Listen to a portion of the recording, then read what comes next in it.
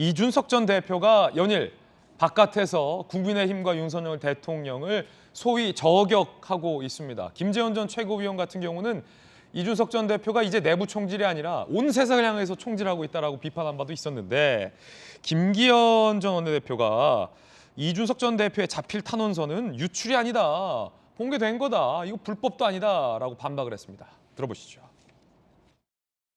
공개하는 게 불법도 아니고 네. 법률상 금지되어 있는 것도 아닙니다. 네. 공적인 절차를 통해 제출한 문서인데 유출이 그냥 공개죠. 뭐 그게 뭐 공개됐든 유출이 됐든 뭐 중요합니까? 그게 내용이 보니까 어이가 없어서 말씀드리는 것인데 해당 당사자 몰래 뒤에서 명예훼손에 가까운 그런 허위사실을 담는 험담은 바람직하지 않다.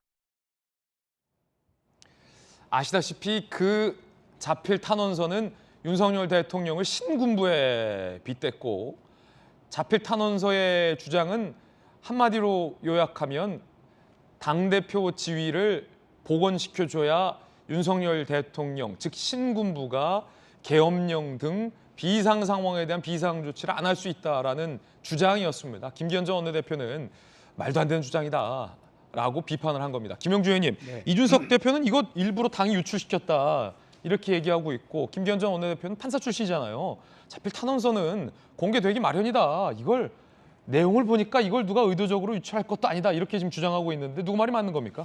저는 이제 거기서 또 판사의 한계가 있다고 봅니다. 예. 열람용이니까 공개되는 것이 불법은 아니다, 그런 부분이지만 그게 거기에 있는지를 아는 사람이 얼마나 되고, 기자들이 거기까지 알아서 자기 스스로 말하자면 기자의 취지에서 이게 보도되었겠냐, 열람용이지만 그것을 기자에게 전달한 누군가 있지 않았겠냐라는 것이 이준석의 포인트인 것 같습니다. 예. 그런 논쟁이 있을 수 있죠. 그러면 저걸 공개함으로써 누가 이익을 보느냐가 관건이라고 보여집니다. 그렇죠. 예. 누가 이걸, 애매한데요, 저거. 저 내용이 공개돼서. 예. 왜냐하면 국민의힘 일각에서 이준석 전 대표가 자기가 공개한 거 아니냐, 이런 예. 의혹도 사실 있거든요. 그렇습니다. 그러니까 확인되진 이준석을 않았습니다만. 이해하는데 키워드는 뭐냐면 자기가 이익되는지 손해보는지 상관없이 공개한다, 그런 주의예요. 예. 예. 이제는 언론에 노출돼서 그 노출 속에서 말하자면 포커싱을 받으면서 상대를 괴롭히는 예. 홍준표 시장이 말하는 독가시 선인장 같은 존재가 돼버린 거죠.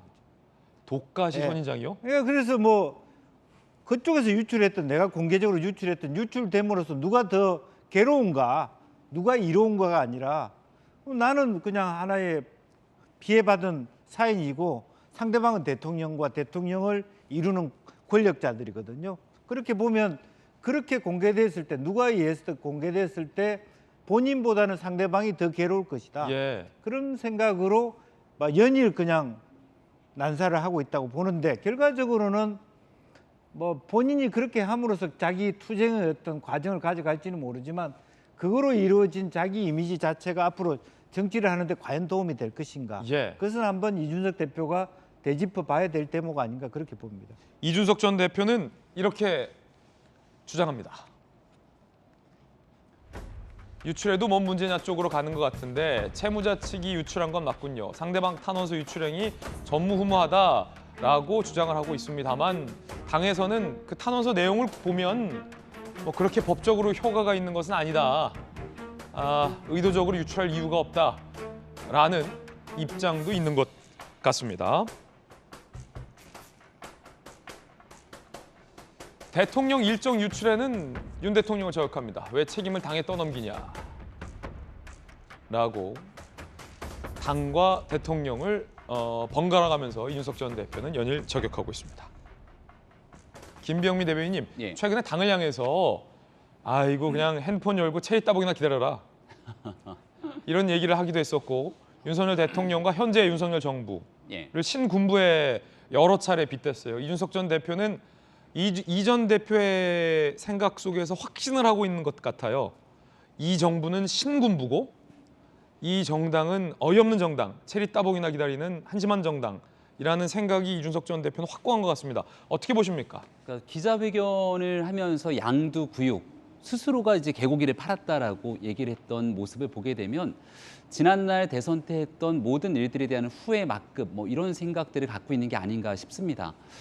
그러니까 이준석 전 대표가 이와 같은 방식으로 정부를 향해서 이것저것 다 끌어다 공격하기 시작하면 그간 이준석 전 대표에게 가지고 있었던 뭔가 좀 연민의 감정이라든지 예. 좀 안타까움을 느낀다던가 아니 또 이준석 전 대표가 얘기했던 혁신의 과정들 이런 일들에 대한 논리적인 응원의 마음들이 쭉 사라지는 분들도 꽤 계실 거라고 생각합니다.